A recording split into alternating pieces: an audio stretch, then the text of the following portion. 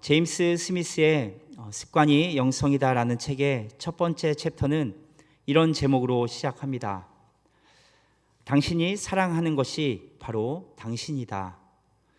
그러면서 이 책을 읽는 독자들에게 이렇게 질문을 던집니다. 당신은 무엇을 원하십니까? 라고 말입니다.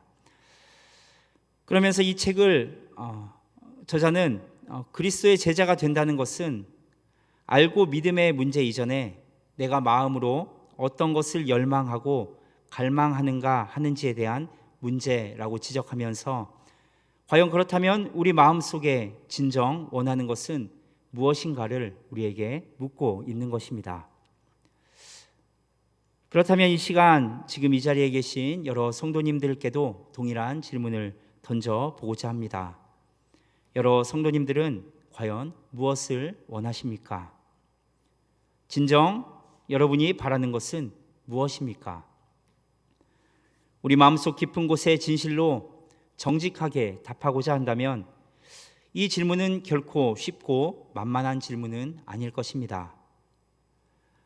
요한복음 1장에는 예수님의 공생애가 시작되는 장면이 기록되어 있습니다. 많은 제자들이 예수님을 따르기로 작정하고 또 실제로 따르기도 했습니다. 그 중에 한 장면을 함께 읽었으면 합니다. 요한복음 1장 35절에서 38절 말씀을 제가 읽어드리겠습니다.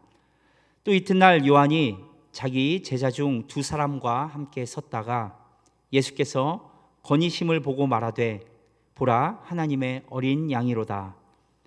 두 제자가 그의 말을 듣고 예수를 따르거늘 예수께서 돌이켜 그 따르는 것을 보시고 물어 이르시되 무엇을 구하느냐? 이르되 랍비여 어디 계시오니까 하니. 예수님께서 세례를 받으셨는데 그때 하늘로부터 비둘기 같은 성령이 내려와 예수님께 머물렀다고 합니다. 주변에 있던 사람들은 모두 그것을 목격하지 않았겠습니까? 그 사람들 중에는 예수님께 세례를 베푼 요한도 포함되어 있었을 것입니다. 예수님께 내려와 머문 그 성령을 본 요한은 요한복음 1장 33절에서 이렇게 고백합니다.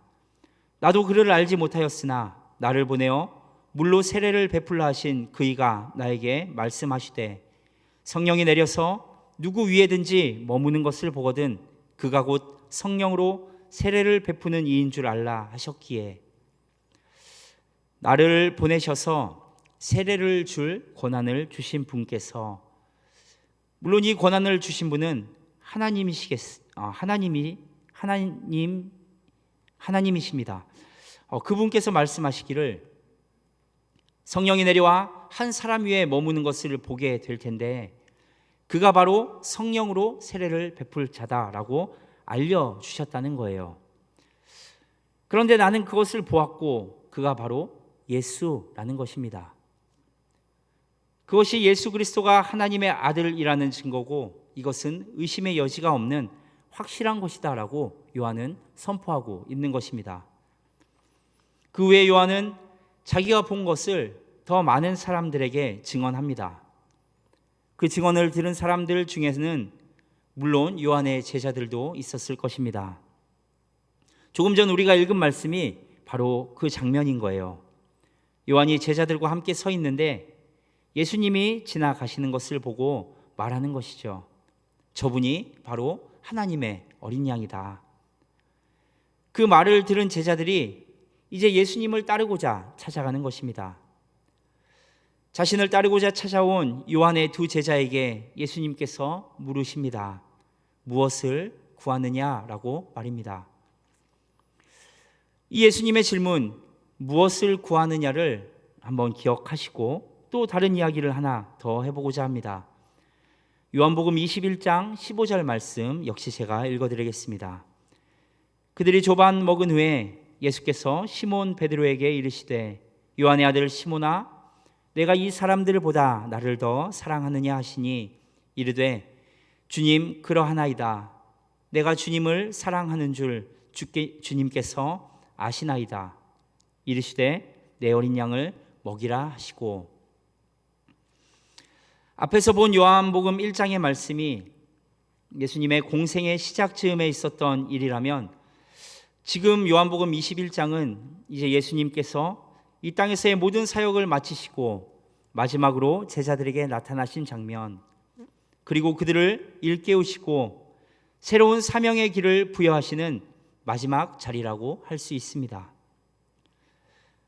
우리가 너무나도 잘 알고 있듯이 예수님께서 십자가에 달리시기 전 제자들과 함께 마지막 식사를 하는 자리에서 베드로에게 말씀하시거든요. 해가 밝기 전에, 닭이 울기 전에 너는 3번 나를 모른다고 부인할 것이다 라고 말입니다. 물론 베드로는 절대 그러지 않겠노라 큰 소리로 대답하고 다짐했지만 결과는 어땠습니까? 우리 모두가 잘 알고 있듯이 베드로는 예수님을 3번 부인하고 닭이 웁니다. 그 닭 울음소리를 들은 베드로의 마음은 아마 처참하게 무너지지 않았겠습니까? 이렇게 철저하게 실패한 제자 베드로에게 부활하신 예수님이 나타나신 거예요. 그리고 물으십니다. 네가 정말 나를 사랑하느냐? 라고 말입니다. 조금 전에 우리가 함께 읽고 기억한 질문은 무엇이었습니까? 너희가 무엇을 구하느냐? 였습니다. 이 질문과 지금 예수님께서 베드로에게 던지신 질문, 내가 정말 나를 사랑하느냐를 우리 한번 생각해 보길 원합니다. 하나는 예수님을 따르고자 하여 그 마음 가운데 넘치는 열정으로 가득한 상황 가운데 던져진 질문이지만, 다른 하나는 철저하게 실패하고 무너진 상황, 그 자리에서 예수님의 질문이 던져진 것입니다. 이 상반되는 전혀 다른 상황 가운데 예수님은 제자들에게 내가 알고 있는 것이 무엇이냐, 내가 믿는 것이 무엇이냐 라고 묻지 않으셨습니다. 내가 무엇을 구하느냐, 내가 나를 사랑하느냐 라고 물으셨습니다. 제자들이 주님을 생각하고 따르고자 하여 넘치는 열정을 가진 순간이든, 또는 철저하게 실패하고 무너져서 고개조차 들 수 없는 상황이든 모양은 다르지만 예수님이 묻고자 하시는 것은 동일하다는 것입니다. 그리고 그 모든 질문의 배후에는 말씀의 서두에 여러분에게 던졌던 그 질문이 자리 잡고 있습니다. 너희가 진정으로 원하는 것이 무엇이냐에 대한 물음 말입니다. 우리가 원하는 것, 우리가 사랑하는 것이 바로 우리의 진정한 모습이자 우리의 진정한 믿음이고 우리의 진정한 신앙이기 때문에 그렇습니다. 그리고 그것은 예수 그리스도를 따르고자 하는 자들의 처음 질문이자 마지막 질문이 되는 것입니다. 예수님께서 처음 제자들을 부르셨을 때 물음과 부활하신 후 제자들을 세상 가운데로 떠나보내시는 자리에서 던지신 그 물음처럼 말입니다. 그렇다면 지금 이 시점에서 다시 한번 여러 성도님들에게 질문을 던지겠습니다. 여러 성도님들이 원하는 것, 여러분이 사랑하는 것은 과연 무엇입니까? 우리 생각의 근본, 또 우리 삶의 근본, 더 나아가 우리 신앙의 근간에 자리 잡고 있는 것은 과연 무엇인가 말입니다. 여러 성도님들이 간절히 바라는 그것은 무엇입니까? 우리는 흔하고도 쉽게 이야기하곤 합니다.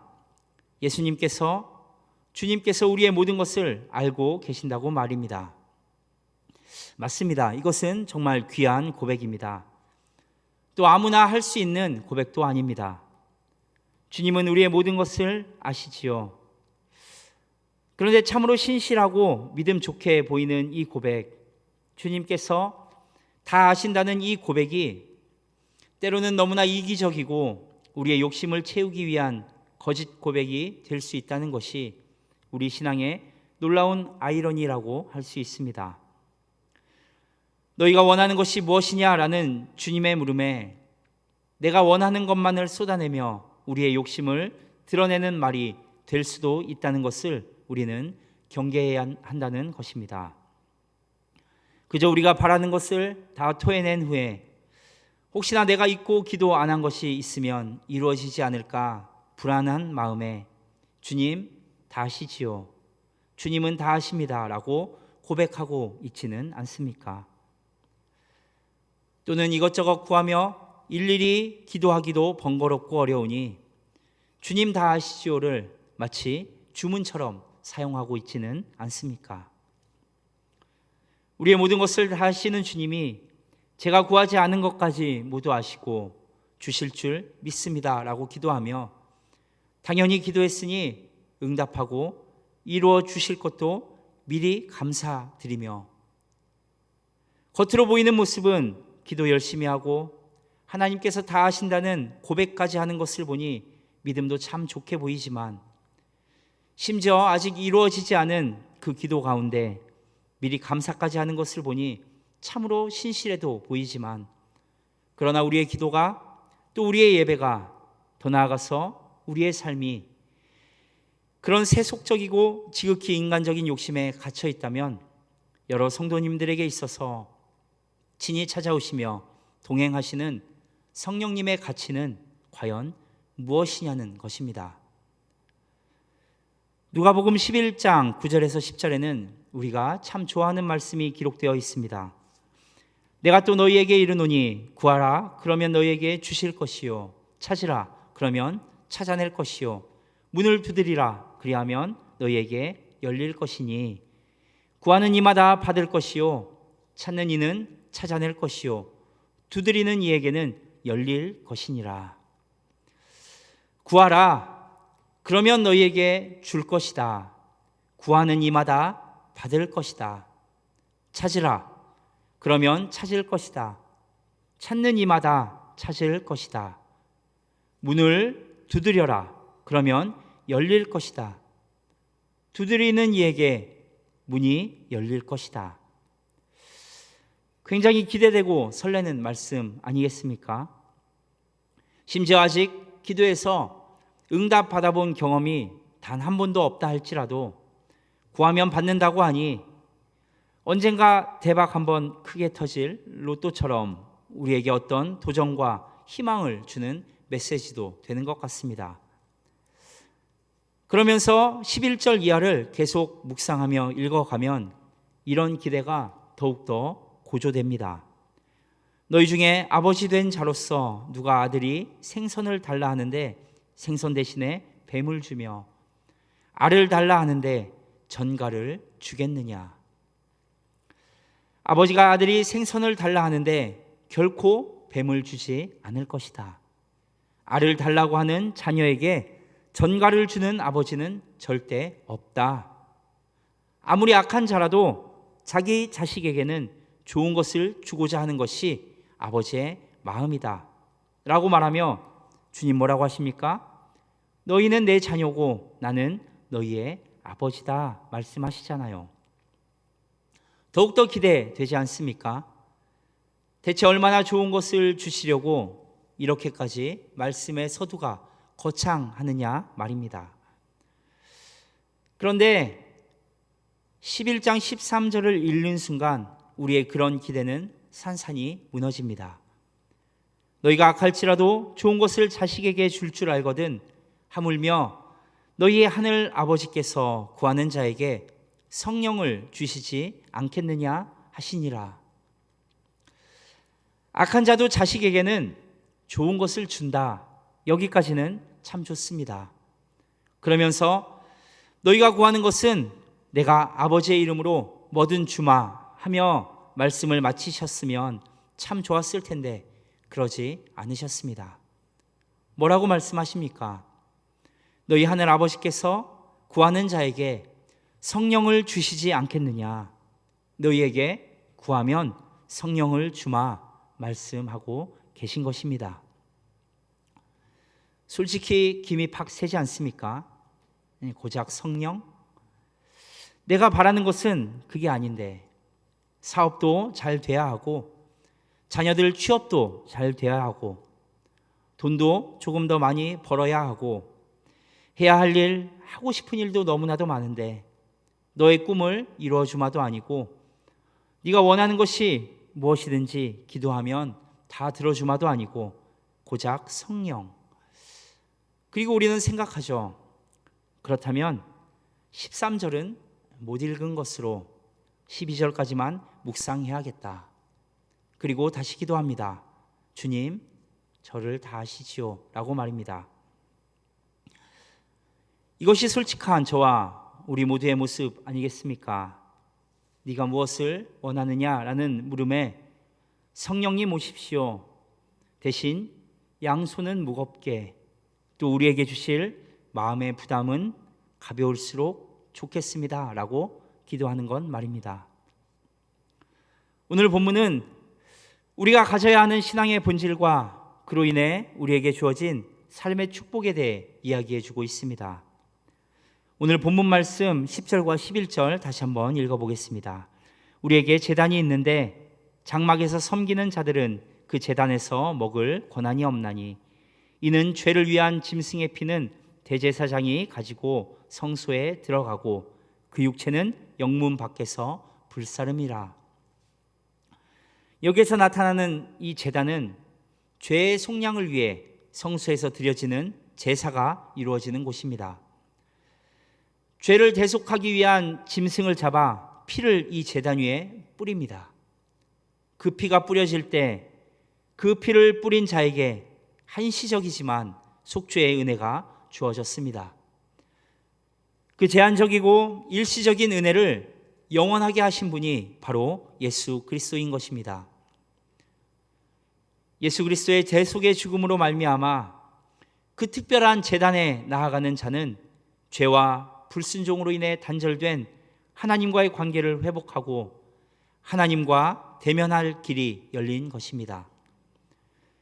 그러나 여전히 그 구속의 복음을 모르는 자들은 장막안 제단 위에서의 제사에 매여 있는 것이지요. 보여지는 행위는 있지만 그 안에 본질은 없다는 것입니다. 피를 흩뿌리며 그 안에서 죄의 속량과 자유를 꿈꾸지만 여전히 죄악 가운데 묶여 있는 것입니다. 우리의 신앙이 이와 마찬가지일 수 있습니다. 기도하고 예배드리고 찬양하고 묵상하며 하나님을 찾는 것 같지만 우리의 마음바닥 저 깊이 깔린 근본적인 동기에 한번 집중해 보십시오. 내가 기도하는 이유는 과연 무엇인가? 내가 예배드리는 이유는 과연 무엇인가? 내가 찬양하고 하나님을 찾는 이유는 과연 무엇인가? 성령님의 임재 안에 나를 주님께 드리고자 하는 것인가? 아니면 그분을 고작 성령이라 칭하며 내 안에 다른 신을 찾고자 하는 것인가를 말입니다. 하나님께 속죄의 은혜를 간구하지만 여전히 익숙한 영문 안에서의 거룩한 모양만 갖춘 제사와 우리의 신앙이 같아서는 안 됩니다. 계속해서 본문 12절부터 14절 말씀 다시 한번 읽겠습니다. 그러므로 예수도 자기 피로써 백성을 거룩하게 하려고 성문 밖에서 고난을 받으셨느니라. 그런즉 우리도 그의 치욕을 짊어지고 영문 밖으로 그에게 나아가자. 우리가 여기에는 영구한 도성이 없으므로 장차 올 것을 찾나니. 선택하라는 것입니다. 영원한 대속의 은혜를 위해 죄 속에 파묻혀 있는 우리를 거룩하게 하려고 성문 밖에서 고난을 당하신 예수 그리스도를 따라 이제 우리도 그 치욕을 함께 등에 메고 영문 밖으로 나가 그 은혜를 마주할 것인지, 아니면 여전히 익숙하고 편안한 우리의 일상 가운데서 거룩의 모습은 있지만 속은 텅 빈 껍데기만 바라고 살 것인지 선택하라, 선택하라고 우리에게 외치고 있는 말씀인 것입니다. 여러분, 마주한다는 게 어떤 것입니까? 얼굴을 맞대고 서로 대면한다는 것이지 않습니까? 그런데 내가 얼굴을 맞댈 상대방에게 잘못한 것이 있다면, 그것도 아주 큰 잘못이라면 그 마주함이 얼마나 어색하고 어렵겠습니까? 그렇다면 우리가 하나님을 마주한다라는 것은 마냥 즐거운 일만은 아닐 것입니다. 하나님 앞에 서서 그분을 대면하여 마주한다는 것이 무엇일까요? 모든 것을 다 아시는 주님을 마주한다라는 것은 우리의 소원을 다 아시고 이루어주시는 그런 하나님을 만난다라는 말이 아닙니다. 우리가 가진 마음속의 모든 더러움과 추악함과 우리가 차마 입으로 고백조차 하지 못할 모든 죄를 다 아시는 하나님을 내가 대면한다라는 거예요. 그 자리는 과연 얼마나 떨리고 두려운 자리가 되겠습니까? 그래서 특히 요즘 같은 시대에 그리스도인이 된다라는 것은 큰 용기가 필요하지만 거기에서 끝이 아니라는 것입니다. 그 이후에 우리가 진짜 그리스도인이 되어가는 것에는 그보다 더 큰 용기가 필요한 것입니다. 그렇다면 그 용기와 힘이 어디에서 오겠습니까? 바로 조금 전에 우리가 함께 읽은 말씀, 구하는 자에게 부어주시는 성령님께로부터 오는 것입니다. 우리가 고작 성령이라고 생각하며 가볍게 여기는 그 성령님 말입니다. 그리고 그렇게 성령님의 도우심으로 우리가 하나님과 마주하게 될 때 우리의 그 더럽고 추악함을 다하심에도 불구하고 내가 너를 사랑한다, 다 용서하기 위해 내가 예수 그리스도를 보내지 않았느냐 말씀해 주시는 참 은혜를 보게 되는 것입니다. 그것이 우리에게 주어진 가장 좋은 것, 우리에게 약속하신 가장 큰 은혜가 아니겠습니까? 구하는 자에게 반드시 주시겠다라는 성령님 말입니다. 그리고 그 은혜야말로 우리에게 영원한 것입니다. 그렇지만 우리는 당장 눈앞에 보이지 않는 그 은혜는 그리 중요하게 생각하지 않는 것 같습니다. 그보다 지금 당장 누릴 것들에 더 많은 관심을 가지죠. 저의 안에 또 여러분 안에 있는 간절히 바라는 그것들에 마음을 더 쏟습니다. 그러나 그것은 영원한 것이 아니니 장차 올 영원한 것을 바라보자라고 오늘 본문 14절은 우리에게 권면하고 있는 것입니다. 어떻게 말입니까? 사도 바울은 로마서 12장에서 우리에게 이렇게 말합니다. 1절과 2절의 말씀을 역시 제가 읽어드리겠습니다. 그러므로 형제들아, 내가 하나님의 모든 자비하심으로 너희를 권하노니 너희 몸을 하나님이 기뻐하시는 거룩한 산 제물로 드리라. 이는 너희가 드릴 영적 예배니라. 너희는 이 세대를 본받지 말고 오직 마음을 새롭게 함으로 변화를 받아 하나님의 선하시고 기뻐하시고 온전하신 뜻이 무엇인지 분별하도록 하라. 하나님의 자비하심의 은혜를 구하기 위해 이 세대를 본받지 말고 너희의 마음을 새롭게 함으로 하나님이 기뻐하시는 뜻이 무엇인지 분별하여라. 그리고 선택해라. 이 세상은 우리에게 시험의 연속이지만 우리는 그 안에서 용기 있는 결단을 하고 바른 선택을 해야 한다는 것입니다. 그리고 그 일들은 대부분 우리가 생각하기에 비합리적이고 또 지금의 시대와 맞지 않는 반문화, 반시대적인 선택이 될 것입니다. 우리가 예배하는 대상이 우리의 마음을 사로잡는 주체가 됩니다. 우리는 마땅히 하나님을 사랑하고 그분을 예배해야 하지만 나도 모르는 사이에 다른 것들에 마음을 빼앗기고 사랑하게 되는 것이죠. 부조리하고 불합리한 또 불공평하고 정의롭지 않은 세상 가운데 우리는 그 세상을 바꾸고 싶어 하지만 오히려 세상이 우리를 바꾸어 나가며 심지어 우리는 그렇게 바뀌어가는 모습을 인식하지 못할 때도 많지 않습니까? 여러 성도님들의 삶에서 스치듯이 매일 반복되는 또는 반복하는 일들이 어떤 것인지 주의 깊게 한번 인식해 보시기 바랍니다. 그렇게 하루하루를 성찰하며 우리의 삶을 주목해 본다면 매번 반복되는 일들 중에 나에게 가장 큰 영향력을 끼치는 것이 무엇인지를 또한 알게 될 것입니다. 그리고 바로 그것이 나를 움직이는 동기이자 내 삶을 이끌어 나가는 동력인 것입니다. 여러 성도님들의 삶을 이끌어가는 그 무언가가 바로 성령님이기를 주님의 이름으로 축원합니다. 나를 빠져들게 하는 일은 과연 무엇인가? 내가 사랑하며 예배하는 것은 과연 무엇인가? 그리고 그 일은 과연 하나님과 어떤 관련이 있는가?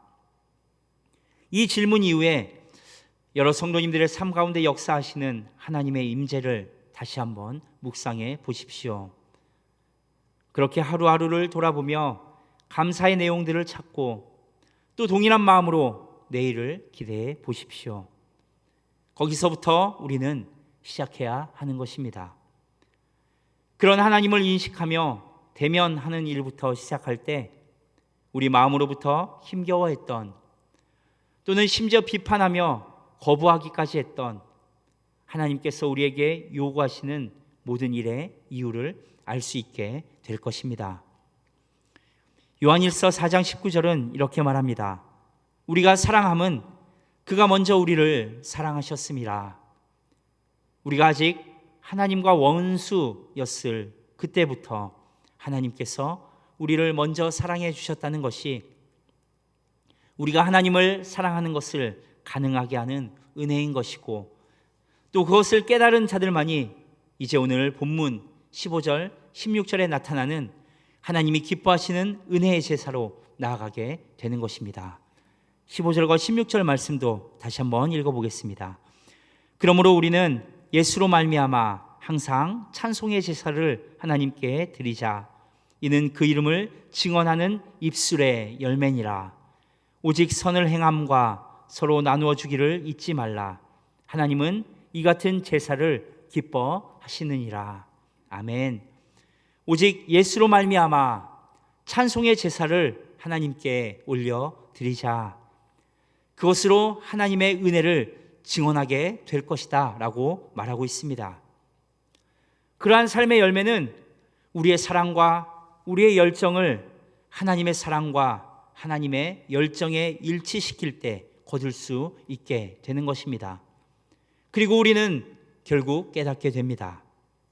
하나님께 참되게 나아가는 길은 우리의 보이는 모습이 아닌 복종하는, 말씀에 순종하는 길에 있다는 것을 말입니다.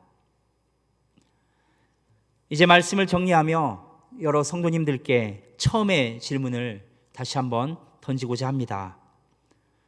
여러분이 원하는 것은 무엇입니까?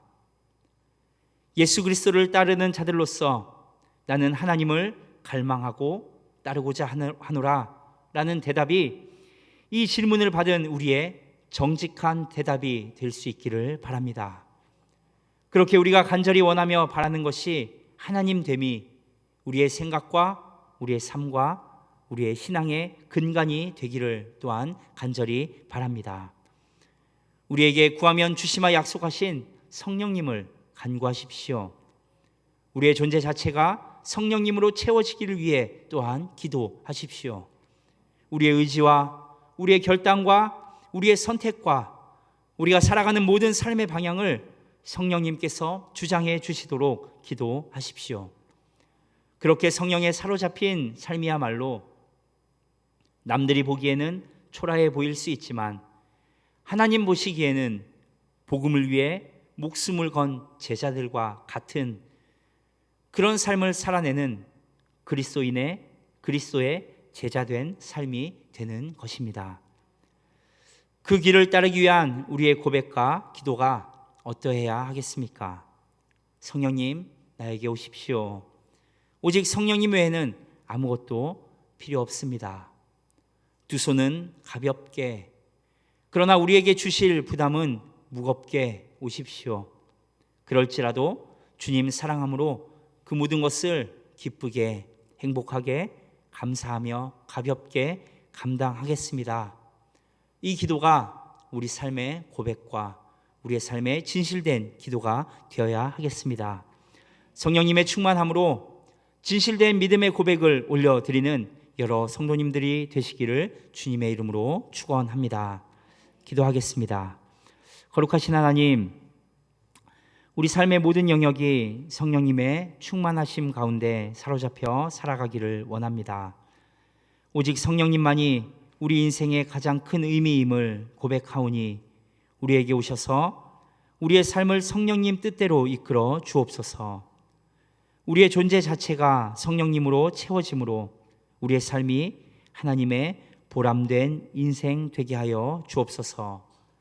예수 그리스도의 이름으로 기도드리옵나이다. 아멘. 시간 주 나의 모습 보내 함께 찬양하며 기도함으로 나아가겠습니다.